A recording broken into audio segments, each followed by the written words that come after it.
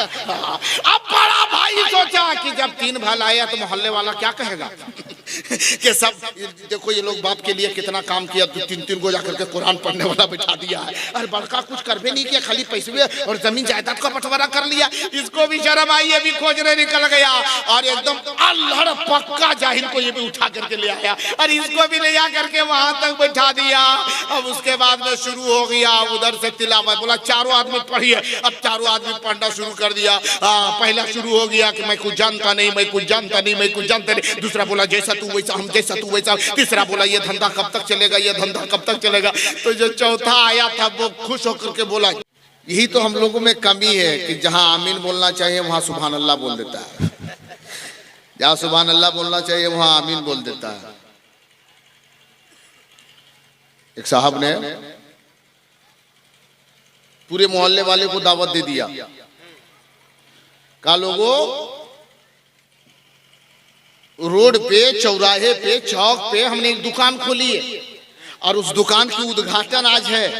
पूरे मोहल्ले वालों की दावत है, सभी लोग वहां पहुंचिएगा, नाश्ता पानी का इंतजाम भी रहेगा और वहां दुआ की जाएगी। अभी शुरू करेंगे दुकान, इसलिए दुआ की जाएगी, बरकत होगी, सब लोग जाइएगा और सबके लिए नाश्ते का डब्बे का इंतजाम है। पूरा मोहल्ला वाला बोला कि ठीक है जाएंगे। ओ बच्चा, जवान, बूढ़ा सब पहुंच गया और जब पहुंचा तो बोला इमाम साहब कहाँ है? बोला इमाम साहब का नजराना दे करके उनको रूम में बैठा दिए हैं। उनको नहीं बोला है क्योंकि हम खुद अपनी दुकान का उद्घाटन करेंगे ना तो हम खुद दिल से दुआ करेंगे, इसलिए दुआ हम करेंगे, तुम लोग आमीन कहना।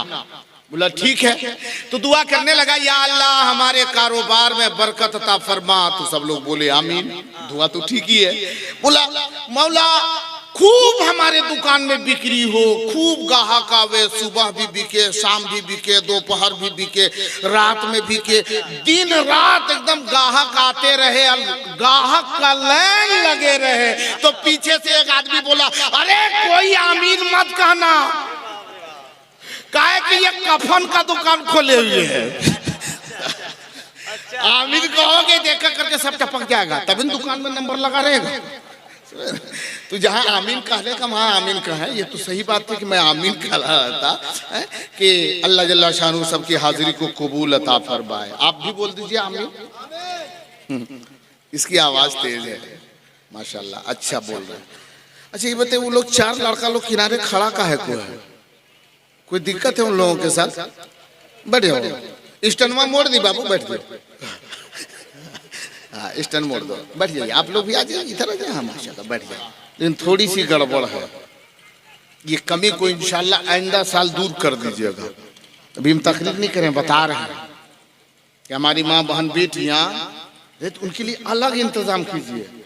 इसमें पता नहीं चलता है कौन लेडीज है कौन लेडस है, सब मिलजुल करके बैठे। और ये हमारी शरीयत इजाजत नहीं देती, ये हमारी शरीयत इजाजत नहीं देती है कि मिलजुल करके बैठे।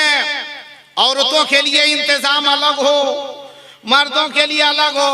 और जिसको सुनना चाहिए वो बच्चा घूम रहा है बाजार में, मेले में, हमको डर लगता है कहीं वो वक्त वापिस ना आ जावे। सदरे जलसा देखिए ना कितना बड़ा बिल्ला लगाए हुए है, सदरे जलसा। हाँ सदर साहब का हाथ का फूल वैसे ही होना चाहिए। सदर जलसा हजरते हाफिजो कारी मौलाना मुख्तार साहब किबला। हाँ अल्हम्दुलिल्लाह अल्हम्दुलिल्लाह माशाल्लाह, अल्लाह सलामती अता फरमा। अब टाइम ज्यादा नहीं है, चंद मिनट में गुफ्तगू खत्म हो जाएगी। क्यों मालूम है? क्योंकि हमारे इलाके में एक चीज देख लीजिए, हमारे इलाके में बकरी वगैरह रखते हैं ना, खस्सी वगैरह रखते हैं, तो रोज बकरी को चराने के लिए जाते हैं। लेकिन अभी देखिए जब ईद का चांद हो जावे, ईद के चांद के बाद में जब ज़िलक़ादा का चांद हो जावे, ज़िलक़ादा के चांद जब ज़िलहिज्जा के चांद होगा तब देखिएगा उसमें बकरी है, बकरा है, खस्सी है, सब लेके जा रहा था चराने के लिए, लोग ले जाते हैं। लेकिन जब बकरीद का चांद हो जावे तो देखिएगा उसमें से सब जैसे लोग ले जा रहे थे रोजाना चराने, उसमें से रंग बदल जाता है। एक खस्सी है जिसके सर पर फूल बांध दिया है, जिसके गले में फूल लगा दिया है। रे जब सब तेरी ही घर का है तो सबको फूल लगाना चाहिए, एक एक को फूल काहे लगाए? बोला मौलाना साहब इसका टाइम लास्ट हो चुका है। हाँ तो लास्ट टाइम में बस आखिरी वक्त में थोड़ी देर गुफ्तगू सुनेंगे। आप लोग सुनने के लिए तैयार हैं? वो पीछे वाले वो कौन सा ग्रुप के बैठे हुए, एक मरतबा आप लोग सुनने के लिए तैयार है? अच्छा ये बताइए आप लोग सो रहे हैं कि जाग रहे हैं? हाथ उठा के बताएं कितने लोग सो रहे हैं। हाँ उतने लोग सो रहे थे। अब जितने लोग जाग रहे हैं, जितने मर्द हजरात एक मरतबा हाथ उठा के बोले या रसूल अल्लाह, और जोर से बोलो या रसूल अल्लाह। और सुने जब भी आप आए कोई उर्स का मौका हो, चाहे वो जलसे हो, तो मेला लगना है, मेला तो लगेगा, लेकिन अपने बच्चों को तलकीन करे कि मेले ना घूमे, बल्कि आप जलसे में आवे और उलमा इकराम के करीब आकर के बैठे। इन उलमा इकराम नाइबाने मुस्तफा के करीब हो जावे और इनके करीब होकर के इनकी जियारत करे, इनकी गुफ्तगू को सुने, इनकी शायरी को सुने। इंशाअल्लाह जब आप इसे सुनेंगे, इंशाअल्लाह आपके लिए दुनिया में भी कामयाबी की जमानत और आखिरत में भी कामयाबी की जमानत बनती थी। लेकिन शर्त यह कि सुनेंगे तब तो। हमें तो डर लगता है कि वो दौर कहीं वापस ना हो जावे। माशाल्लाह माशाल्लाह, अल्लाह सलामती अता फरमाए। सुभान अल्लाह सुभान अल्लाह। ये खैरकुआ टाण के है, सुभान अल्लाह। ये तैयब भाई खैरकुआ टाण के है, और खैरकुआ टाण का कोई यहाँ है? बहुत है बहुत है। अरे खैरकुआ टाण का इधर मजमा में कोई है क्या? खैरकुआ टाण का कितना मजमा बैठा हाथ उठाइए। सब बेटी दामाद सब है। माशाल्लाह माशाल्लाह माशाल्लाह। नहीं 12-13 है। अच्छा अच्छा 12-13 है खैरकुआ टाण का। अल्लाह सबको सलामती अता फरमाए। मुझे डर लगता है वो दौर वापस ना हो जावे। एक साहब आखिरी वक्त है, मरने के करीब है, रूह निकलने वाली, अपने बेटों को बुलाया। कितना बेटा था? 4 बेटा। और चारों बेटों को बुलाया और बुलाने के बाद में कहा बेटा अब मैं तो दुनिया में रहूंगा नहीं, इंतकाल कर जाऊंगा, मर जाऊंगा। रख दे बेटा, रख दे और उन्हें जितना हो सब वसूल करके लाना। बैठ मर जाऊंगा मैं, इंतकाल कर जाऊंगा, लेकिन मेरे बेटे मेरी एक वसीयत है, मेरी एक वसीयत को मान लेना, वो काम जरूर मेरे मरने के बाद कर देना। बच्चों ने कहा, बेटों ने कहा कि अब्बू जान मेरे लिए आपने क्या नहीं किया, इतनी बड़ी बिल्डिंग हम बेटों के लिए बना दी, इतनी जमीन इतनी जायदाद है और बैंक पहले से सब कुछ आपने कर दिया है। आप एक बात को कहते 10 बात कहिए, 10 बात पर हम लोग अमल करेंगे। बोला नहीं बेटा एक काम मेरे मरने के बाद कर देना। बोला कहिए क्या करना? बोला बेटा जब मेरा इंतकाल हो जावे एक काम करना, क्योंकि मैंने सुना है उलमा की ज़बानी जब किसी का इंतकाल हो जावे तो उसके नाम से कुरान पढ़ करके इसाले सवाब कर दिया जाता है, तो मुर्दे को सवाब मिल जाया करता है। मेरे बेटे जब मेरा इंतकाल हो जावे, जब मेरा इंतकाल हो जावे तो किसी कारिए कुरान को बुलाना, किसी हाफिज़े कुरान को बुलाना और बुला करके मेरे कब्र के पास कुरान पढ़वा देना। बेटों ने कहा ये कोई बड़ी बात है? जो पैसा लगेगा कर देंगे, लेकिन हाफिज को हम लोग बुला लेंगे, लेकिन पहले मरिएगा तब ने। अच्छा पहले मरिएगा तब ने। बोला बेटा बस बहुत कम ही वक्त बचा, हम मरने वाले हैं। अब उनका इंतकाल हो गया, उसे नहलाया धुलाया, कफन पहनाया और उसके बाद उसे दफन किया, जनाजा वगैरह जैसे पढ़ा होगा दफन किया। और दफन करने के बाद जब चारों भाई वापिस आए, बोला बाप की एक वसीयत है। क्या वसीयत है? कि एक हाफिज को बुलाना है कुरान पढ़ने वाले को। तो कहीं हाफिज तलाशो, तो पूरे मोहल्ले में एको हाफिज नहीं था, पूरे गांव में कोई हाफिज नहीं था। बोला चलो नहीं इस गांव में नहीं है तो दूसरा गांव में देखेंगे, उस गांव में पता करेंगे। अब जब वहां पता करने गया तो वहां भी कोई हाफिज नहीं, तीसरे गांव में, चौथे गांव में, 5वें गांव में। हद यह है कि पूरा पंचायत में यूको कुरान पढ़ने वाला नहीं था। ब्लॉक लेवल पर देखा, ब्लॉक स्तर में भी कोई नहीं मिला, तो डिस्ट्रिक्ट लेवल में देखा गिरिडीह कोई नहीं मिला, तो चला चलो हजारीबाग, हजारीबाग में भी कोई नहीं मिला। तो उसके बाद में बड़ा भाई कहा अरे अब्बा जब चले गए इंतकाल कर, जब कोई कुरान पढ़ने वाला मिलता ही नहीं है तो कहां से खोज करके लाएंगे, इसलिए खत्म करो खत्म करो, अभी सब टेंशन नहीं लेना देना है, बस जो नहीं मिला तो नहीं मिला। सब भाई कहना ठीक है बोल रहा, लेकिन छोटा भाई ने कहा नहीं नहीं नहीं, हाफिज को लाना चाहिए, बाप की आखिरी वसीयत थी, तलाशेंगे हम। वो तलाशने चला गया, एक जिला से दूसरा जिला, दूसरा जिला से तीसरा जिला, घूमते घामते एक हफ्ता के बाद, यहाँ तक कि घूमते एक हफ्ता तक तलाशते रहा। एक बाबा से मुलाकात हो गई, एक बाबा से मुलाकात हो गई।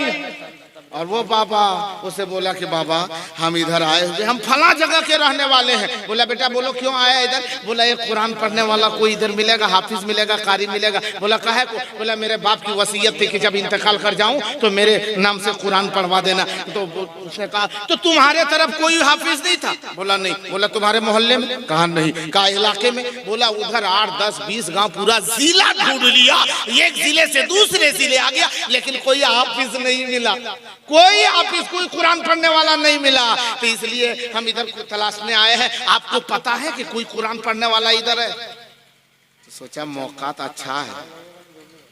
बोला अच्छा पैसा वैसा मिलेगा वहां? बोला पर डे 1000 रुपया देंगे, रोजाना 1000। तो बोला कि खुश नसीब हो तुम। बोला क्या हुआ? बोला हामिद पढ़ने जानते हैं 1000 के चक्कर में 1000 मिला। बोला हम ही तो कुरान पढ़ते हैं, लखवा में और कोई पढ़ने वाला है ही नहीं, हम ही पढ़ने जानते। बोला हाँ। बोला हाँ हम ही पढ़ने जानते। वो सोचा कि जब इसके इलाका में कोई है ही नहीं तो हम क्या पढ़ेंगे बेटा, इसको क्या पता रहेगा। बोला हम ही तो है, और एकदम पक्का जाहिल था, पक्का जाहिल था। बोला हम ही कुरान पढ़ने वाले। अब उसको पकड़ के ले आया, छोटा भाई ले आया घर, और बोला भाइयों के कि देखिए ना हम ले आए हाफिज साहब को, कारी साहब को, ये कुरान पढ़ने जानते हैं। बोला हाँ। बोला हाँ। नाश्ता उश्ता कराया और उसके बाद कब्रिस्तान ले जाकर के कहा यहाँ नहीं पढ़िए, कब्रिस्तान पे चल करके कब्र के पास पढ़िए। वहां जाकर के बैठा दिया। अब वो तो कुछ जानता नहीं था पढ़ने के लिए। बोला बेटा तुम जाओ अपना घर जाओ, अब हम यहाँ पढ़ेंगे। बोला नहीं मेरे सामने पढ़िए, मेरे सामने पढ़िए। तो वो भी सोचा कि बेटा ये तो कुछ जानता ये भी नहीं है, तो सामने पढ़बे करेंगे तो क्या होगा। तो उसके बाद में एकदम खैरत से शुरू कर दिया, मैं कुछ जानता नहीं, मैं कुछ जानता नहीं, मैं कुछ जानता नहीं, मैं कुछ जानता नहीं। तो बेटा बहुत खुश हो गया कि हाफिज जी बड़ी फारवट है हो, बगैर देखने पढ़ रहा है, सब जबानी याद है, बगैर देखने पढ़ रहा कुछ। हाँ मैं कुछ जानता नहीं। बहुत खुश होकर घर आया। अब उसका संजला भाई पूछा अरे तुम हाफिज लाया सो कहाँ से लाया? बोला हम खोज के ले आए।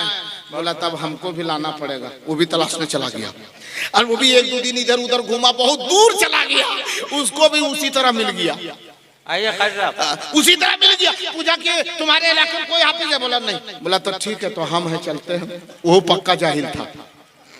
उसको ले आया, घर में नाश्ता पानी कराया। बोला यही पढ़े? बोला नहीं नहीं यहाँ मत पढ़िए, चलिए वहाँ कब्रिस्तान में मेरे बाप की कब्र है वहाँ पढ़िए। कहा कि मेरा छोटा भाई एगो वहाँ पहले कुरान पढ़ने वाला ला करके रखा है। जैसे सुना वैसे इसका रोंगटा खड़ा हो गया।